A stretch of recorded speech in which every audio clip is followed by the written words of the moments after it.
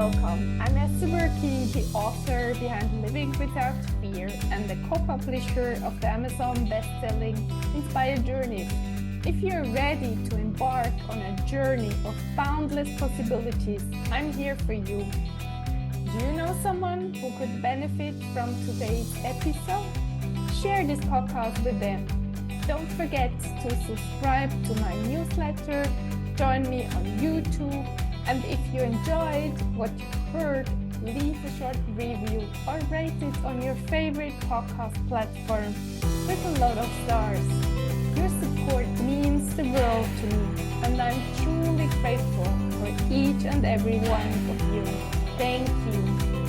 And today I'm so thrilled to have Manu Khullar from Switzerland with me. He is an integrative mental health specialist and humanitarian, transforming lives through a holistic blend of mind, body, and nutrition.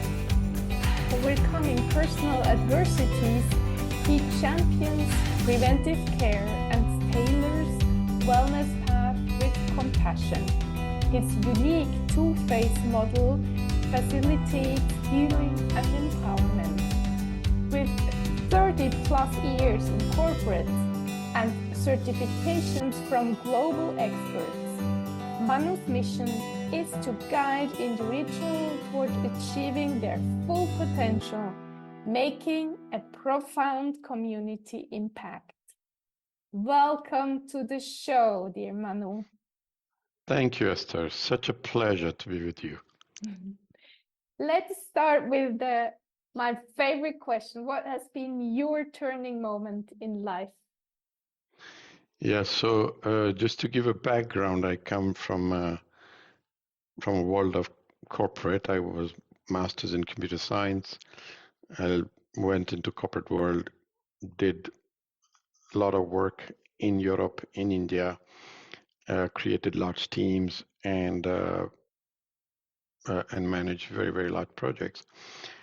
And then came a moment in my life, corporate life, where I had this what we called coup d'état at workplace. So basically, somebody took away my 25 years of work in a moment, and that's when I had my first burnout. So that was my first big turning moment in my life where I realized I'm going down a rabbit hole. Fortunately, I was very lucky to have somebody which took me in his guidance, and then I went into the world which is I'm in now. So this is about 14 years now ago. And then I had another moment where I had a personal life meltdown where I realized that while you do know all the tools and you learn all the things, but if you do not apply to yourself and continue to carry burdens from your younger childhood, it plays difficulty into your life and, of course, into the lives of others. And then it hampers your living your life purpose, so going towards your life purpose. So those were two big moments in my life, turning points. Wonderful to hear how you became the person you are today. So where did it start? So when I had my first burnout is when I went into all the alternative medicine at that time. I did a course on EFT and the NLPs and et cetera, et cetera. So I went deep into that. I went into meditation. I joined Dr. Joe Dispenza. I did his work many years. And then I went into hypnosis. I mean, I did, I think, something like 15 or 16 different certifications or teachings with probably the best masters that are there. However, in my journey, I started to see that there's a big difference between a technique and what the person is looking for. So I just started to see that differentiation between just running a technique is not going to resolve somebody from his pain point or where they're stuck. And so I had to step back, and and I had already started to work with many people, and I used my own quote unquote AI model.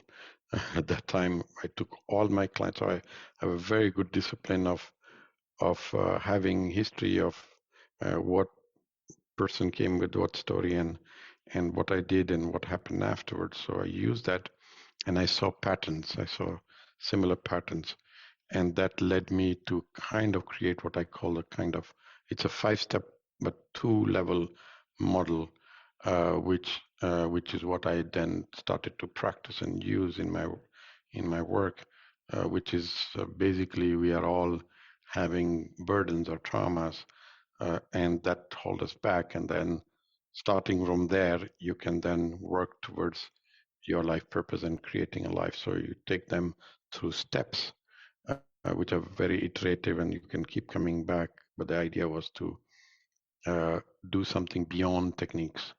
And so, yeah, in my journey, I kept on adding tools, but I started to create a process of how you can bring any person with all conditions, whatever they are going through their challenges, and then give them a path forward.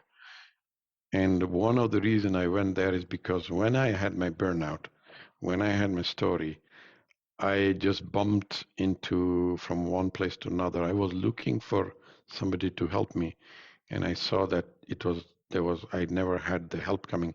It did help me not to go completely down the rabbit hole, but it didn't resolve things for me. And so What I was understood. missing then? So the missing part was uh, a, a process of knowing what holds people back, but without getting too much caught on into techniques, because techniques uh, uh, uh, they kind of hold you back or limit you. And so I had to step out of the going into technique, but more look into process. I also come from IT background. I'm a systems engineer, so I come with a system background. So that helps to look at that in the system mode, and I understood that basically there's a predictable way how things go if you apply systems approach, which is a process, and you are not hung on to techniques. And so that's what I started to do. And now, yeah, after 14 years, I think I kind of found my groove into that. This is what I use to work with people. And I'm not saying I'm there where I must be, and so I keep learning. I'm a very avid learner. I keep doing new learnings and new understandings, because human mind is complicated and there are so many nuances. But I've become a learner, not only from going to learn from teachers, but I also do a lot of learning from people I work with. They have become my teachers, and so it's a very iterative process for me. But the model is something that works all the time. So that's where I am. Mm. Can we go back, Manu, where you to your second turning point? You said you needed to work on yourself. What has been the points, the pinpoints that you needed to work on? So when you when you go through life challenge, like and you get into the techniques, etc., what happens is it's very difficult to work on yourself. It's very hard. It's hard work, okay, because you're going to face a real tough story. So what you do is you create this mechanism of bypassing. So either you use meditation or you use other people pain as a way to bypass your own pain. So you start to say, oh, I'm going to help the person, I'm going to help the other one. And I realized that I was basically bypassing my own key big, as we call burdens, or my pain areas. And I continued to lead my life thinking that because I learned these techniques and I'm applying with my clients, basically I'm okay. And then I had my meltdown in personal life, which is when I realized of the burden that I was carrying since very early childhood. And only when I started to work on them that things in my life changed absolutely dramatic in the sense of my day-to-day being. Okay? I used to be much better than I was in my corporate life, but still I would be anxious and still having all kinds of thoughts that go through when you're carrying burdens. That's what it happens. So I was not in a place of absolute peace and knowing that I am where I'm meant to be, but I was on a path, but not getting to that place, and it was evading. And so when that happened, I then went deep inside myself. I really did my inner work, which is, as I said, it's a hard work. But then I realized that when you do your inner work, it actually is not as hard as it appears to be. There are initial barriers, but then if somebody works with you with compassion and care, then you go through quite fast. And so now I'm also a student of my own self in a way. So I learn from my people I work with. I learn from the teaching, but I also learn from my own inner work. And so it becomes you become this kind of ever learning school. So this is where it brought me to. What is your childhood story, Manu? Well, I was when I was very young, I was assaulted sexually twice, age of 7 and 12, and my system basically put it absolutely dissociated me from it completely for all the years, and that had a huge impact. I had a very loving and kind parents and family, so that was not a big issue. Although I had some aspect of not good enough because you're not as good as your sister, who's smarter and brighter, etc.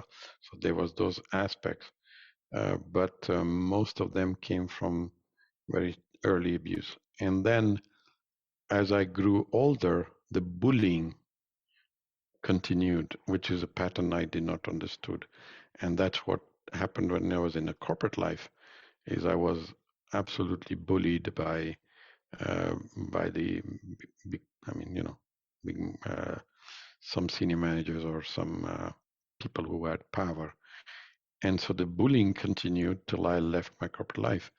And so those were the big, big part of my, how do you call, dysfunctional self, which I'm now 60 plus, for almost 56, 57 years.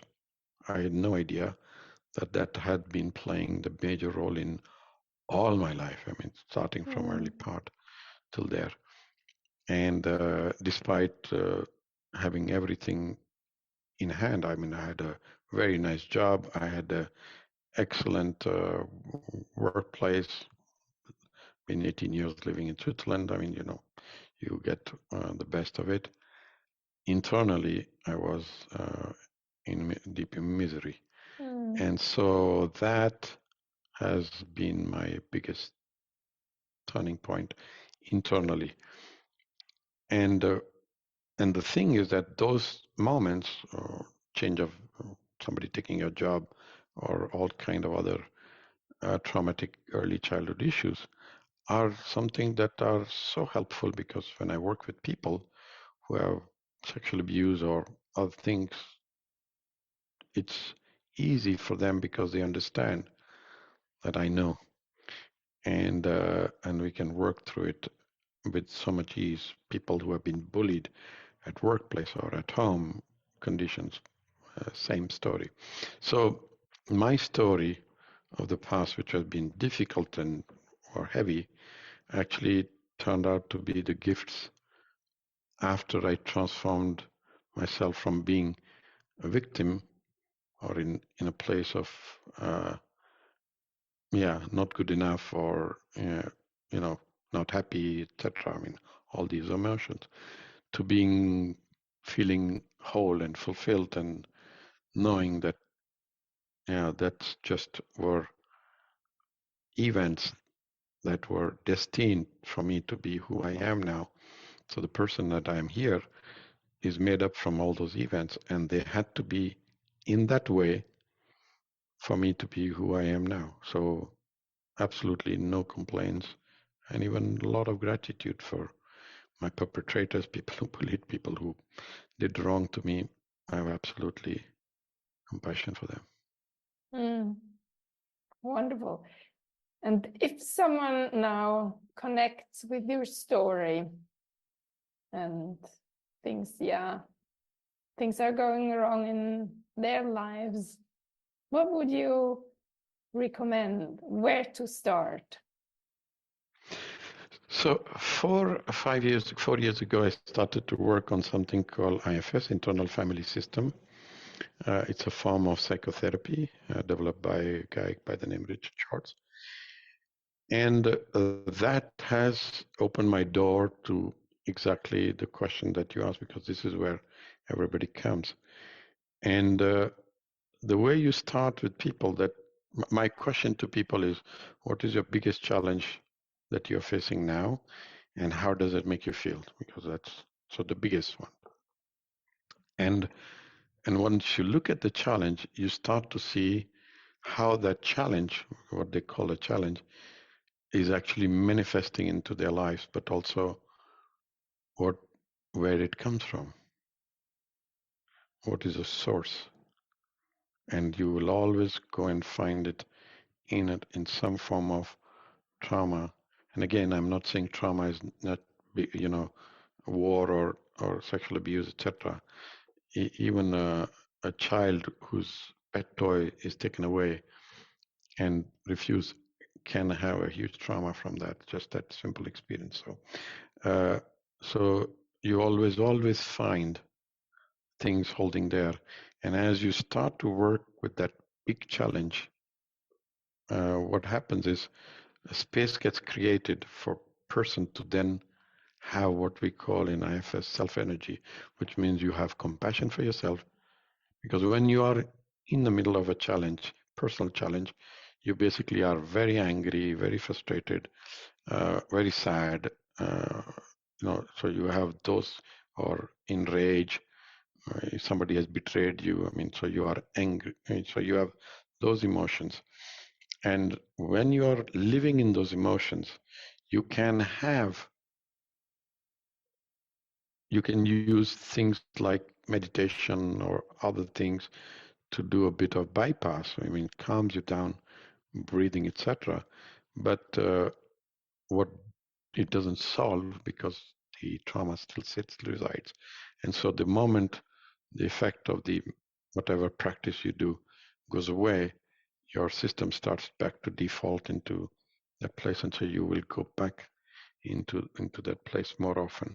And so once you work with that big challenge, it creates this space within your system for being able to have compassion for yourself, clarity, calmness, and you use those resources, because those are resources, then to start to work on the other smaller things. So that's how I do. So you create a space, and then you bring the big guys out. You then work on the smaller things, and then suddenly people start to change. So that's one thing you do.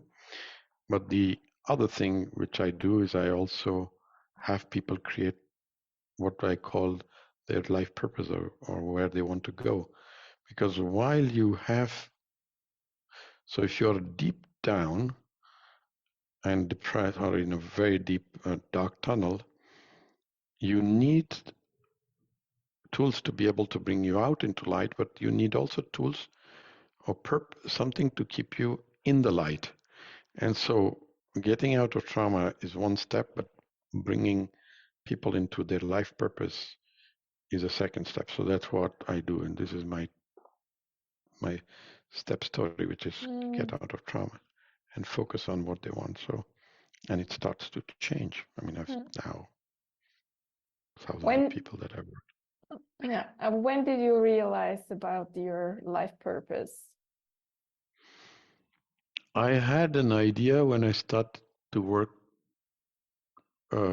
When I went into this work 14 years ago, I liked it. I remember about 10, 12 years ago, I was very much and I used to say, I wish I can do this full time. But then I was in a corporate life, and you have your bills to pay, and you get into that bubble of safety, etc. And so when I left my corporate life is when that bubble got broken, and then you come to stand in front of you and say, what do you want? And to me, living in it is about 4 years or 3 years, 4 years ago that I knew I'm living in it. But the indication that this is where I want to go came much before, about 8, 9 years ago. And it's what I said. So when I start to work with people, say, create your North Star. You may not live there, but start to create it, because then you move towards it. And that's, I think, is what I did to myself. And today I absolutely live my life purpose. I connect to my deep essence every day and say, what you do, is it in line with your essence? And it says every day, yes. And so I wake up much lighter. I'm as my colleagues from my workplace where I worked with tell me I've grown younger. They all tell me the same thing, that you look much younger, happier, sleep better, create a much happier environment around me. So, yeah. And the people that I work with, that's where it comes the most. It's they're very happy. They all feedback the same things. Yeah, that you help to resolve something that they were stuck with. So, yeah. Just wondering, did you feel anything about when you started your IT career or IT system, whatever technology career? Did you think back then of doing something like you do today? Not at all. No way. No way. Absolutely no way. No way. I would never have. I loved working with people. So I created large teams. I was very good with people. That I knew, that I had loved to work with people's story and helping them, etc. But to be where I am today, absolutely no way.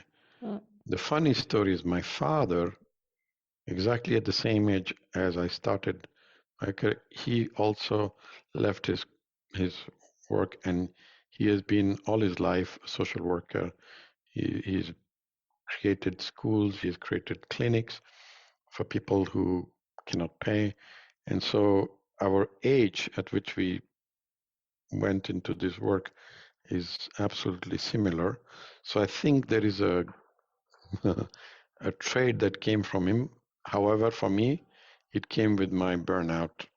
For him, he's been doing since he was age of 12. So I was not into that mode at all early on in my life. And where did you grow up? I grew up in India and in Africa, in Tanzania. Long way from there to here. Not Absolutely. only internally, but geographically. As well, exactly. And what is your, maybe you still have dreams. What's your dream nowadays for So your clients or whatever? So about 2 years ago, 3 years ago, I think 2, 3 years ago, I became very clear that I'm here for two kinds of things. One, that I offer as a service to people who are not able to afford, who cannot pay for themselves, who cannot find the right approach, and who go around, banging their head around, and they are in deep pain and trouble. So I know that this part of me. So I started 3 years ago. I have a community now. I think there are about 800 people that I work every Sunday. So we keep doing this one. my idea is to grow and to have more. I think this is absolutely important. I would like to do this much more, going to places where there is deep trauma and working with them. So that's one part of my dream. Okay. Second one, as I come from corporate life, I would like to. I've tried, and I don't think it works, to go into companies to make changes there because it's nobody trusts companies, so it's useless. I tried for 3 years and it didn't work. So what I'm now working is for people who are fired out of job, who are in the middle of transition of jobs. I can work with them. So there's outplacement companies with whom you can do something with them. So that's there. And I would still, of course, work with individuals, people that are looking for any change or transformation in their life. So I keep this, but I separate between what I do, which is absolutely philanthropy. No, I don't mix anything related to any money or anything there. This is my service and giving back to the community. I think somewhere I promised myself a long time ago. My father was exactly like that, so I think it comes from him. And then something I do with corporate. There's a lot of scope there, and I work a lot with corporate people, one to one. But here much more institutionalized, and then my clients. Mm-hmm. And if you have to give away 3 important messages to our audience, what would it be? Yeah. So never give up. I just say never give up. I have a belief that divine gives to each of us all the resources that we can use to lead a fulfilling life. The question is finding. So my message to everybody is don't give up. Find your resources because you have abundance of them.